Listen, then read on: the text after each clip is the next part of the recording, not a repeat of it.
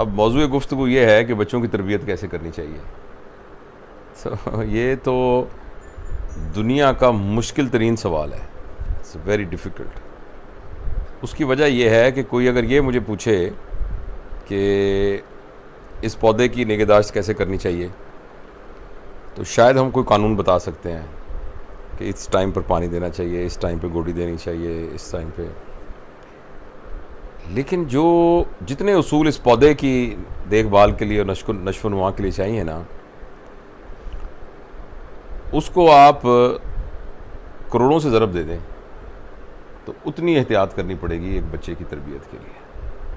Unfortunately हमारे यहाँ कोई ऐसा निज़ाम नहीं है। जब लोगों की शादियाँ होती हैं और फिर उनकी औलाद होती है, तो उससे पहले किसी ने उनको सिखाया ही नहीं होता कि जब आपके बच्चे पैदा होंगे तो आपने उनकी कैसी तरबियत करनी है। उनकी तरबियत ऐसी होती है जैसे उनके माँ बाप ने की होती है, और उनके माँ बाप की तरबियत वैसी होती है जैसे उनके माँ बाप ने की होती है। तो एक मौरूसी सिस्टम बन जाता है, और उसके हिसाब से इसीलिए बाज़ औक़ात ना एक पूरे ख़ानदान के अंदर आपको एक तरह का मिजाज नज़र आता है। ये सारे लोग गुस्से वाले हैं तो सारे गुस्से वाले हैं, सारे डरपोक हैं तो सारे डरपोक हैं, इसलिए कि वो बाकायदा उसी मौरूसी तरीके से उनकी तरबियत होती रहती है। तो इस सिलसिले में आप बहुत सारी किताबें मौजूद हैं। आप यूट्यूब पे जाएं तो बहुत सारे पढ़े लिखे लोगों के और साइकोलॉजिस्ट के और चाइल्ड साइकेट्रिस्ट के और सोशल वर्कर्स के इंटरव्यूज़ हैं मौजूद, जिसमें आपको गाइडलाइंस बताई जा सकती हैं। तो आपने जो सवाल पूछा है उसका मुख्तसरन मैं आपको ये बता सकता हूँ कि माँ या बाप बनना दुनिया की सबसे बड़ी ज़िम्मेदारी है, सबसे बड़ी ज़िम्मेदारी है। अल्लाह ताला इस पूरे कायनात की जो तश्कील है वो बुनियादी तौर पर इसी रिप्रोडक्शन के साथ मुतल्लिक है। फ़र्ज़ करें नए इंसान पैदा होना बंद हो जाए तो कुछ अरसे के बाद ये कितना 100 साल ज़्यादा उसके बाद ख़त्म हो जाएंगे, सारी बनिए नौ इंसान ख़त्म हो जाएगी। लिहाजा ये जो रिप्रोडक्शन है और अपनी नस्ल को आगे लेके जाना है, वही बुनियादी तौर पर इस ज़मीन की, इस प्लैनेट अर्थ की एक बका की पूरी ज़िम्मेदारी है। लिहाजा अब एक माँ बाप जब उनका एक बच्चा पैदा होता है, बेटी या बेटा, तो वो बुनियादी तौर पर अगली नस्ल है और पूरी ये ज़मीन उनके हवाले की जा रही है उस बच्चे के। हालांकि वो यूनिट चाहे छोटा सा भी हो, लेकिन छोटे छोटे यूनिट मिलके ही तो फिर पूरी की पूरी बनिए नौ इंसान बनाते हैं। अच्छा, अगर वो प्रॉपर तरबियत याफ्ता होगा तो इस ज़मीन के ऊपर जो वसाइल हैं और जो ज़मीन में उसके साथ फेलो ह्यूमंस रहते हैं, उनके साथ उनका रिलेशन बहुत अच्छा होगा और उसमें फिर एक प्रोडक्टिविटी होगी। और अगर फ़र्ज़ करें उसकी तरबियत सही नहीं हुई तो वो अपनी तमाम सलाहियतों को ज़ाया करेगा और ज़ाया करने की बजाय उनको उल्टा इस्तेमाल करेगा और अपना भी नुकसान करेगा और इस पूरे प्लैनेट का भी नुकसान करेगा। और पूरे प्लैनेट का नुकसान हो रहा है। अगर आप गौर से देखें, अगर ज़मीन बोल सकती, बोलती तो होगी, हमें वो ज़बान समझ नहीं आती, तो ज़मीन इस वक्त चीखें मार रही होगी, आंसुओं से रो रही होगी, खून के आंसुओं से रो रही होगी, जो हमने ज़मीन का हाल कर दिया है। जैसे हमने यहाँ की इकोलॉजी को डिस्टर्ब कर दिया है, जैसे हमने यहाँ के वसाइल को मिसयूज़ किया है, जैसे हमने वसाइल को कंसंट्रेट करके थोड़े से लोगों के अंदर महदूद कर दिया है। तो मैं मौजू की तरफ आता हूँ। बच्चों की तरबियत के सिलसिले में 5-10 मिनट की गुफ्तगू के अंदर सारे प्रिंसिपल तो नहीं बताए जा सकते। बुनियादी बात यह है कि ये बात आप याद रखिए कि आपका बच्चा पैदा होते ही एक इंडिविजुअल एडल्ट होता है, एडल्ट माइंडेड होता है। मेरा कहने का मतलब ये है, चाहे आपको छोटा सा लग रहा हो और वो लग रहा हो कि इसको तो कुछ पता ही नहीं है, इसको तो कुछ समझ में नहीं आ रही, तो ये बात आप जहन से निकाल दें। जो ही बच्चा इस दुनिया में आता है उसको सब पता चल रहा होता है और सब उसको रजिस्टर हो रहा होता है, और एक एडल्ट की निस्बत वो ज़्यादा प्योर फॉर्म के अंदर रजिस्टर कर रहा होता है। एक एडल्ट को तो आप अपनी चर्ब ज़बानी से और बातों के ज़रिए और कोई ड्रामा करके अपनी मर्ज़ी के मुताबिक कन्विंस कर सकते हैं, मगर वो जो बच्चा है ना, वो प्योर मिरर की तरह होता है। उसको आप अपनी बातों से भी फुसला नहीं सकते। जो ओरिजिनल होता है वो अक्स उसके ऊपर पड़ रहा होता है। तो पहला सबक ये है कि जिस वक्त आपके घर में अल्लाह ताला आपको औलाद दे, तो डे 1 से आप ये समझिए कि आपका एक क्लोज सर्किट टीवी, आपके कैमरा लग गया आपके ऊपर वो जो बच्चा है ना, वो एक क्लोज सर्किट टीवी आपके ऊपर लग गया, कैमरा लग गया है। वो आपकी मॉनिटरिंग हो रही है और आपकी विजिलेंस हो रही है, और आप जो कुछ कर रहे हैं उस बच्चे के दिमाग के ऊपर मुनक़स हो रहा है। ख़ास तौर पर जिस बात का बच्चे के ऊपर बहुत बुरा असर होता है वो है माँ बाप का आपस में रिलेशनशिप। अगर माँ बाप जो हैं एक दूसरे के सामने लड़ते हैं, झगड़ते हैं, गालियां देते हैं एक दूसरे को और अपना बुरा रिलेशनशिप शो करते हैं, तो ये सारी की सारी बातें, ख़ास तौर पे वायलेंस, अगर फिज़िकल वायलेंस होती है, फिज़िकल वायलेंस वो दोनों तरफ से हो सकती है। हमारे माशरे में समझते हैं सिर्फ मर्द की तरफ से ही हो सकती है, किसी भी तरफ से भी। Mental violence, harassment, physical violence, economic मुआशी वायलेंस, कोई भी वायलेंस जब होती है तो वो बच्चा जो है वो बुनियादी तौर पर उसको एज अ नॉर्म परसीव करना शुरू करता है। उसको ये लगता है कि ये नॉर्म है, जो कुछ हो रहा होता है वो उसको नॉर्म। इसीलिए बाज़ लोग आपने देखा होगा लड़ाके होते हैं, बदतमीज़ होते हैं, झगड़ते हैं लोगों के साथ, सबको पता लग रहा होता है कि ये नॉर्मल बिहेव कर रहे हैं, लोगों को गालियां दे रहे होते हैं, उनको कुछ भी नहीं होता, वो बिल्कुल ठीक बैठे होते हैं। इसलिए कि उनके सिस्टम के अंदर ये गालियां देना, लड़ना झगड़ना, ये नॉर्म के तौर पर फिक्स हो जाता है, क्योंकि उन्होंने घर में यही देखा हुआ होता है कि जो एग्रेशन कर रहा है वही सक्सेसफुल हो रहा है, तो उनका नॉर्म बन जाता है। इसलिए एडल्ट्स को चेंज करना बहुत मुश्किल होता है, क्योंकि ये उनके नज़दीक नॉर्मल होता है। पोलाइट होना अब नॉर्मल होता है। मतलब बहुत सारे लोग मेरे साथ भी गुफ्तगू कहते हैं, नहीं जी नहीं, बिल्कुल नर्म होकर कहाँ गुजारा होता है, दुनिया में सख्त होना पड़ता है, जहाँ सख्ती करनी होती है सख्ती करनी होती है। ये सिर्फ ये शो करता है कि उनके नज़दीक एक एबनॉर्मल नॉर्मल के तौर पर परसीव हुआ है। तो एक तो घर के अंदर माहौल को ना, एक जिसे मैं क्या मिसाल दूँ, जन्नती माहौल होना चाहिए। अगर माँ मियाँ बीवी की आपस में कोई झगड़ा है, कोई लड़ाई है, तो अलग से सॉर्ट आउट कर लें उसको, बच्चों के सामने उसको बिल्कुल सॉर्ट आउट, बच्चों के सामने बिल्कुल अपनी लिनन, जिसे कहते हैं ना, चौक में अपनी लिनन नहीं धोनी चाहिए, अंग्रेजी का है ना, don't wash your linen in the street, तो वो नहीं करनी चाहिए, नंबर एक। अच्छा, दूसरा ये है कि शुरू से ही ना बच्चों को प्री कंडीशन नहीं कर देना चाहिए, मेरा बच्चा ये बनेगा, मेरा बच्चा ये बनेगा, मेरा बच्चा यूँ करेगा, शुरू अभी उसकी ज़रूरियात ही नहीं है, ये अभी उसकी कोई ज़रूरत नहीं है ये बात कि डॉक्टर क्या होता है, इंजीनियर का, शुरू ही इससे उसके दिमाग को आप स्टफ़ करना शुरू कर दें, ये ना करें। दूसरी बात, अच्छा तीसरी बात यह है कि उस बच्चे को ना जो आप बनाना चाहते हैं अपनी ज़िंदगी के अंदर, बस उनको क्या बनाना चाहते हैं लोग, मैं अच्छा इंसान बनाना चाहता हूँ, आप क्या बनाना चाहते हैं, मैं कमिश्नर बनाना चाहता हूँ, आप क्या बनाना चाहते हैं, मैं डॉक्टर बनाना चाहता हूँ। अच्छा, आप जो भी, मैं हाफिज़ कुरान बनाना चाहता हूँ, बड़ी अच्छी बात, जो भी आप बनाना चाहते हैं ना, उस बच्चे की उसी तरह से इज्जत करनी शुरू कर दें जो कि उस बंदे की इज्जत होती है। फ़र्ज़ करें आप 2 साल के बच्चे को हाफिज़ कुरान बनाना चाहते हैं, तो 2 साल में ही उसकी वो इज्जत करने लग जाएं जो आप हाफिज़ कुरान की इज्जत करते हैं। आप उसको कमिश्नर बनाना चाहते हैं तो 2 साल के बच्चे को उसी तरह बुलाना शुरू कर दें, उसी तरह की इज्जत करनी शुरू कर दें जिस तरह के कमिश्नर की इज्जत होगी। अदरवाइज आप उसके अंदर एक मुनाफिकत पैदा कर देंगे। बच्चे को तो आप कहते हैं उठो, खड़ा हो, चल चल जाओ, नाक साफ करो, क्या यानी आप उसके साथ इस तरह से गुफ्तगू कर रहे हैं और वो आप उसके रोल मॉडल हैं और कहते हैं कि मेरा बेटा इंशाल्लाह कमिश्नर बनेगा, तो वो कैसा कमिश्नर बनेगा वो? तो उसकी वही वाली इज्जत घर में करें।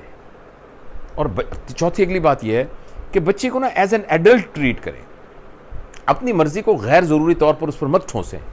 बच्चा कहता है ना, नहीं मैंने ये लाल रंग की शर्ट लेनी है, ये फैसला उसको खुद करना है। बुरी लगती है, लाल रंग की शर्ट अच्छी लगती है, इतने फूलों वाली अच्छी लगती है, भाई आपको नहीं लगती अच्छी ना, उसको लगती है।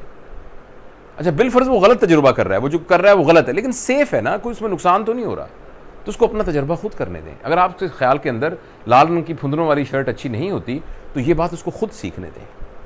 अगर वो खुद सीख के उसको अच्छा नहीं समझेगा तो छोड़ देगा, लेकिन अगर वो फिर भी उसको अच्छा समझता रहेगा तो ये आपका प्रॉब्लम नहीं है। बहुत दफ़ा ऐसा होता है कि हम कहते हैं मेरा बच्चा बहुत ज़िद्दी है, असल में आपका बच्चा ज़िद्दी नहीं होता, आप खुद ज़िद्दी होते हैं। भिंडी खाओ भिंडी, वो कहता है मैंने भिंडी नहीं खानी, नहीं तुम भिंडी खाओ, वो कहता है मैंने भिंडी नहीं खानी। आप कहते कितना ज़िद्दी है, लेकिन आप गौर से देखें तो वो ज़िद्दी नहीं, आप ज़िद्दी हैं ये आप ज़िद कर रहे हैं, बच्चा ज़िद नहीं कर रहा। हाँ, बच्चा ज़िद नहीं कर रहा, आप ज़िद कर रहे हैं। तो इसलिए बच्चे को एज एन एडल्ट ट्रीट करें, जो उसके अपने, मैं अभी सोना चाहता हूँ, नहीं ये सोने का टाइम है, उठो, भाई उसका सोना चाहता है उसको सोने दे, एज लॉन्ग एज ये सोना किसी तरीके से किसी अखलाकियात, किसी मैनरिज्म और किसी उसके साथ नहीं क्लैश करता। अच्छा, अब आप ये बात पूछेंगे कि अगर बच्चे को अपने हाथ में इस तरह ही छोड़ दिया जाए तो फिर आखिर बच्चे की तरबियत क्या करनी, बच्चे को तो अपने सही गलत का नहीं पता। ये बात एक वैलिड बात है कि एक बच्चा एक बात करना चाहता है मगर वो सही नहीं है। उस सिलसिले में गुजारिश ये है कि अगर आप समझते हैं कि एक चीज़ सही नहीं है और बच्चे के लिए सेफ नहीं है तो अपनी अथॉरिटी यूज़ करके उसको ये मत कहें, उसके साथ आर्गूमेंट करें, उसको कहें बेटा बैठो हम इस बात पर बात करेंगे और आर्गूमेंट करें। और उसको अपॉर्चुनिटी दें आर्गू करने की। कभी कभी आपको अपने वालिद होने या वालदा होने के तौर पर एक डिसीजन करना पड़ेगा, वो भी आर्गूमेंट के बाद ये तय कर लें कि बेटा हम इस नतीजे पर पहुंचे हैं और एक चीज़ हमारे दरमियान सेटल होनी है कि आखिर में अगर आर्गूमेंट हमारी फेल हो जाए तो फिर जो अब्बू कहेंगे वो आपने करना है, तो लेट्स सेटल डाउन इट। तो अब बेटा मैं चूंकि कह रहा हूं ना तो आपने मानना है। यानी अभी भी जब आपने यूज़ किया है तो आप एक उसूल बना के, उस उसूल में यह था कि एंड में जो अब्बा जी कहेंगे वो मानना है, और उसकी टर्म्स कंडीशन आपने पहले आर्गूमेंट में तय की हुई है। तो अपनी अथॉरिटी को जहां आपने यूज़ भी करना है उसको इसी तरीके से एक लीगलाइज करके यानी अपनी अथॉरिटी को यूज़ करना है, और ये नहीं करना। अच्छा, दूसरी बात यह है, जैसे मैं दोबारा दोहराता हूँ, छोटे छोटे जो ट्रिवियल फैसले हैं ना बच्चों के, उनको खुद करने दें। इसके अलावा बच्चों को ना इंडिपेंडेंट बनाने की तरबियत दें। हर वक्त बाज़ लोग ना मोहब्बत के नाम पर, प्यार के नाम पर अपने बच्चों को बिल्कुल मफलूज बना देते हैं, अपाहज बना देते हैं। तुमने नहीं उठना, तुमने नहीं उठना, ना ना ना तुमने नहीं जाना, मैं जाऊंगा। छोटी उम्र में बच्चों को इंडिपेंडेंट करें, लोगों के साथ आप मॉनिटर करते रहें उसको, वो गलत लोगों के साथ ना उठना बैठना हो। उसके बाज़ का तो उसके क्लासमेट्स वगैरह गलत होते हैं, जो तरबियत याफ्ता नहीं होते, जिनका सही नहीं होता, तो आप उस पर नज़र रखें, खुद नज़र रखें, लेकिन उनको देखने दें, उन बच्चों से मिलने दें जो गालियां देते हैं, ताकि उसको समझ में आए और वो इतना उसको पहले पता हो कि गाली देना बहुत बुरी बात है, और वो अपनी समझ के साथ उसको करे।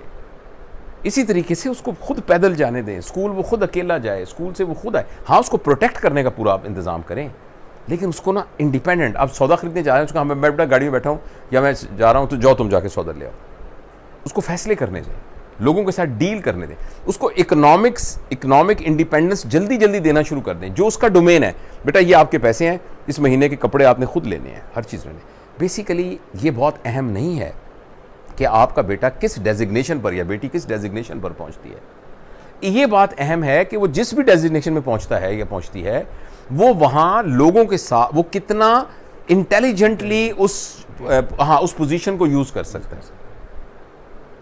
इसका ताल्लुक इस बात से नहीं कि किस बड़े ओहदे पर फायज है। हाँ, मैं ये भी नहीं कह रहा कि आप बड़े ओहदे पर लाने के लिए ना कोशिश करें, पूरी जद्दोजहद करें, कोशिश करें, लेकिन बड़े ओहदे पर ना आने का मतलब कतई नहीं है कि आपका बेटा या बेटी नाकाम है। एक और बात बड़ी अहम है, अपने बच्चों को आपस में कंपेयर मत करें, ये बहुत खतरनाक बात है। कंपेयर कर, देखो ना भाई कितना पढ़ता है, तुम नहीं पढ़ते।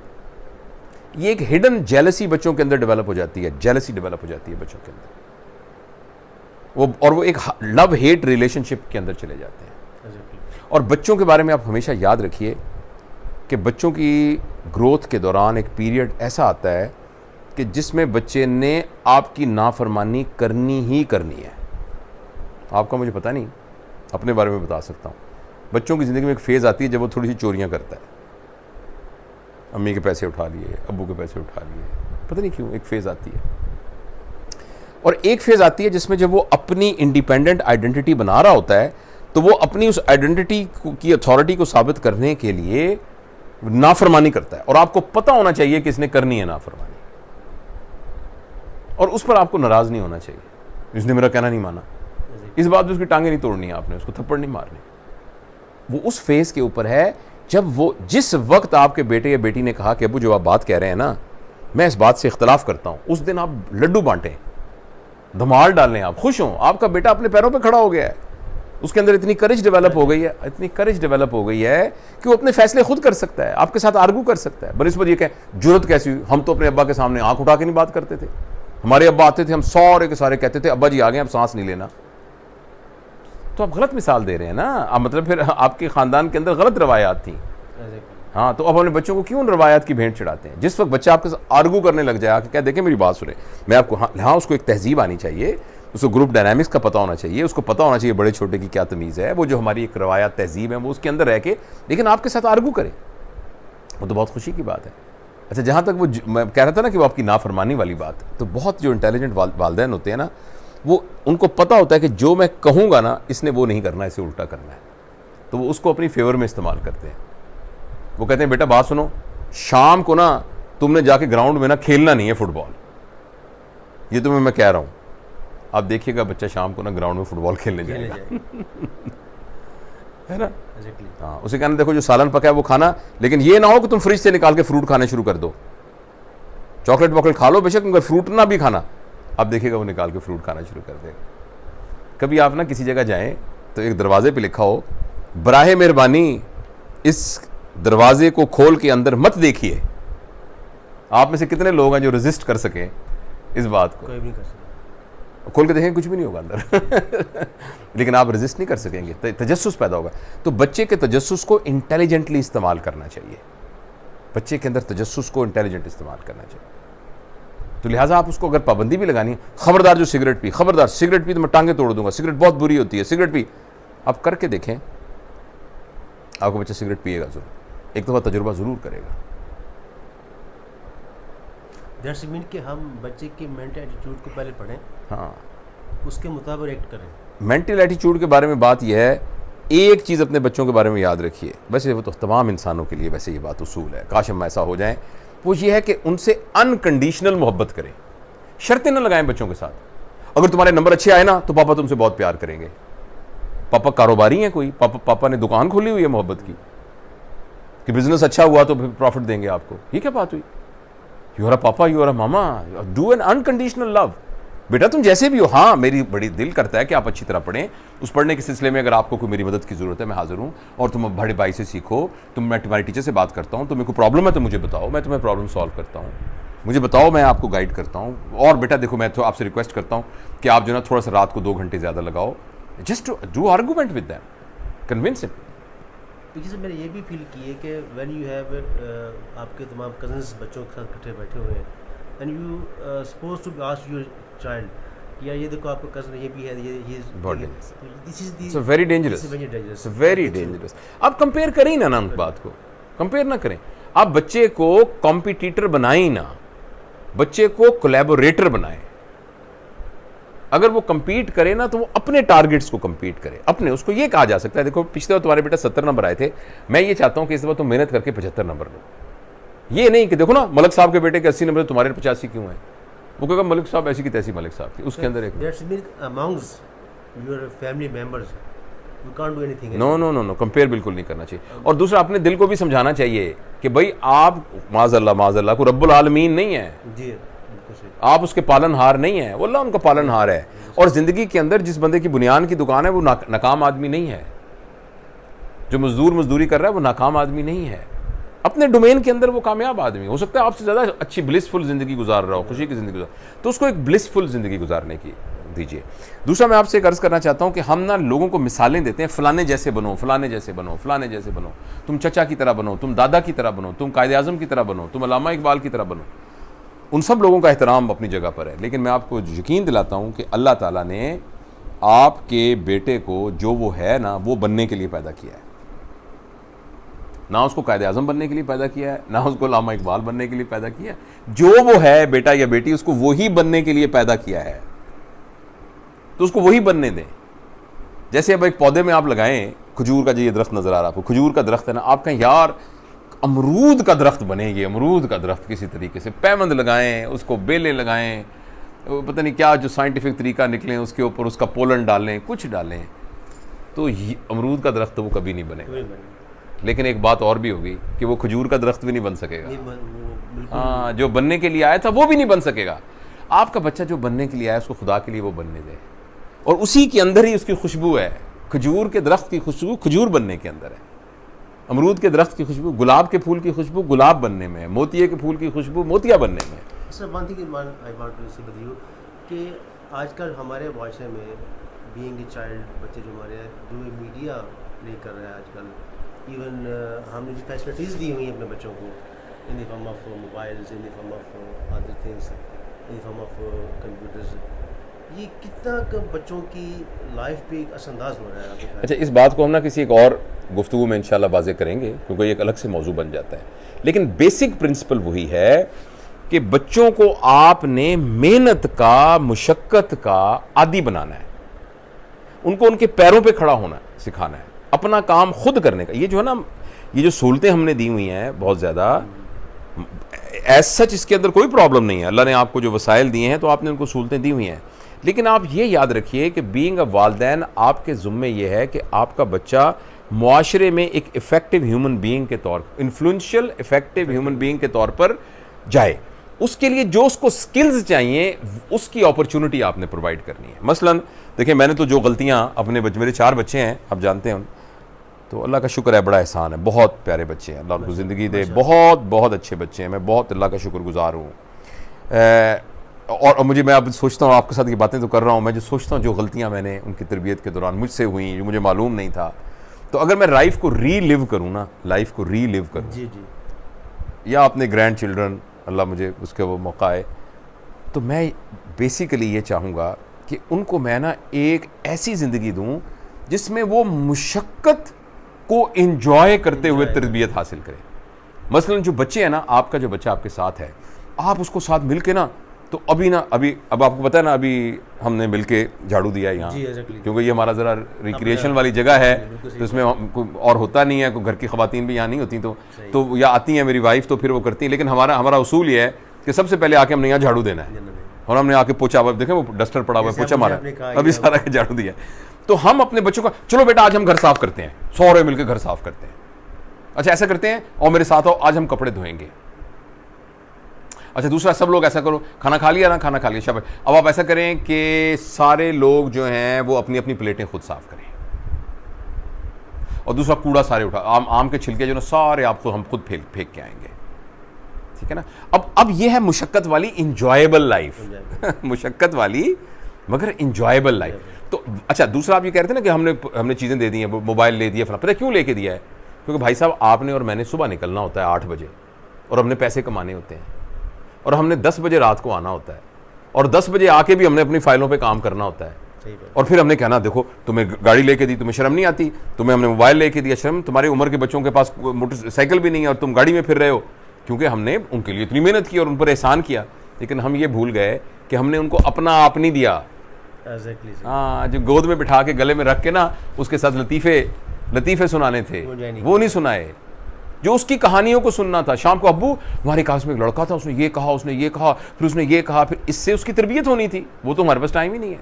तो हमने उसको जना एक छोटा सा ये प्लास्टिक का टुकड़ा दे के उसको कहा, ये देखो 1 लाख रुपए का आता है, तो उसमें गेमें भी डलवा दी उसको। तो इसमें उनका कसूर नहीं है, हमारा अपना कसूर है। अगर हमने उनको इंजॉयबल इन्वायरमेंट घर में प्रोवाइड किया होता ना कंपनी का, तो ऐसा ना करते। उसको लिसन करें व्हाट दे आर सेइंग, क्या वो कहना चाहते हैं। इन्फ्लुएंशियल होने के 3 उसूल हैं, लिसन, ऑब्जर्व एंड सर्व। यही बात आपने जैसे बात की थी इमोशनल इंटेलिजेंस में, वही चीज़ सामने आ रही है। हाँ, तो बहरहाल ये बात तो गुफ्तगू लंबी हो रही है, मुख्तसर अगर हम इसको सम अप करें इन सारी बातों को, वो ये होगा कि नंबर 1 तो ये है कि औलाद होना एक बहुत बड़ी रिस्पॉन्सिबिलिटी है। जिस दिन आपके घर औलाद पैदा हो जाए, आप बदल जाएं, होशियार हो जाएं, आप कहें अब मैं वो आदमी नहीं रहा जो मैं पहले था, अब घर के अंदर इल डिसिप्लिन नहीं होगा घर के अंदर। अच्छा दूसरा है ना, आप ये जो हमारे उर्दू स्पीकिंग लोग हैं ना, खास तौर पे वो अपने बच्चों को बड़े अदब से बुलाते हैं, मुझे बड़ा अच्छा लगता है। जी, हम कहें, ओए ओए उल्लू, ओ खड़ा हो, ओए बंदर खड़ा हो। हमारा ये कंसेप्ट भी उनका निकनेम ज़्यादा। अच्छा, मैंने देखा है कि हमारे पास एक दफ़ा एक ना बहुत ही बुजुर्ग खातून और एक उनके साथ उनके हस्बैंड थे, बुजुर्ग, छोटा सा बच्चा, गौरमन उनका पोता या नवासा होगा, वो लेके आए, तो गोद में ऐसे रखा हुआ था और कहने लगे, ये जब पेशाब करते हैं तो बहुत रोते हैं। तो मैं ये समझा कि शायद वो उन बुजुर्गों के बारे में बात कर रही, इतनी एहतराम से बात कर रही थी, तो मुझे ख्याल ही नहीं आया कि इतने अदब के साथ ना वो एक नौज़ायदा बच्चे को बुला रही हैं कि जब ये पेशाब करते हैं तो ये बहुत रोते हैं। लेकिन मैंने उससे बहुत सबक सीखा कि पहले दिन ही आप उनसे जैसा आप उसको मुआशरे में वैसी बात है। तो एक बात तो ये है कि उनके साथ हम खुद बड़े मोहतात हो जाएं और अपनी ज़िंदगी को एक रोल मॉडल के तौर पे बच्चों के सामने पेश करें, यानी हमारे ऊपर कोई उंगली ना उठा सकता हो, हम झूठे ना हो, हम बददियानत ना हो, बेईमान ना हो, हम गंदे ना हो, हम सफाई का ख्याल रखते हो, हम सड़क के ऊपर थूकते ना हो, हम कूड़ा ना फेंकते हो, हम लाइन में लग के चीज़ें लेते हो, हम नाजायज़ अपने इख्तियारात के ज़रिए से उनको प्रमोट करने की कोशिश ना करते हो, यानी हम एक रोल मॉडल हो। दूसरा ये है कि बच्चों का कंपैरिजन ना करें एक दूसरे के साथ। तीसरा, उनको इंडिपेंडेंट अपने फैसले करने दें, छोटे छोटे, जो बहुत बड़े फैसले हैं उसमें ज़ाहिर है आप इंटरवीन करें, मगर जिनमें उनकी सेफ्टी हो। लेकिन ये कि छोटे छोटे फैसले जो बिनाइन फैसले हैं, जिनका कुछ नहीं है, वो कहते हैं मैंने वो बेड क्यों नहीं सोना, ज़मीन पर सोना है, सोने दो यार, क्या है। वो कहते हैं ना आज मैंने दूध नहीं खाना, आइसक्रीम, तो खाने दो, क्या है। तो उनके अपने अपने फैसले। और तीसरा, इनको मुशक्कत का आदी बनाएं। लाड का मतलब यह है, अगर आपने बच्चों के साथ बहुत लाड किया है, इसका मतलब यह है कि आपने उनको एक इंजॉयबल किस्म की ट्रेनिंग और मुशक्कत में डाला है। तो ये चीज़ें हैं। और बाकी एक बात और याद रखिएगा, सब कुछ आप कर लें, सब कुछ कर लें, सब कुछ पैदा करने वाले के हाथ में। अल्टीमेटली उसका क्या नतीजा निकलेगा बेशक वो अल्लाह के हाथ में अल्लाह है। का। इसलिए अपनी औलाद के लिए दुआ बड़ी ज़रूरी है मांगनी। रातों को उठ उठ के ना कहीं अल्लाह पाक ये मैं कर, जैसे माली ना माली दा कम पानी देना, अपने मशहूर बात, सही हाँ, और मालक दा कम फल फूल लाना, लावे ये ना लाए। तो औलाद के बारे में सुबह शाम काम करें, मेहनत करें, जद्दोजहद करें, उनको मुश्किल आर्गू करें, रात को ना वक्त निकाल के या अल्लाह ये मेरे बूटे हैं, पौधे हैं मेरे, इनको मैंने पानी दिया है, इनको मैंने खाद दिया है, इनको मैंने सर्दी गर्मी से बचाया है, अल्लाह अब तू फल लगा, और ये करके बाकी अल्लाह पे छोड़ दे। ये बात है। Thanks lot. Thank you.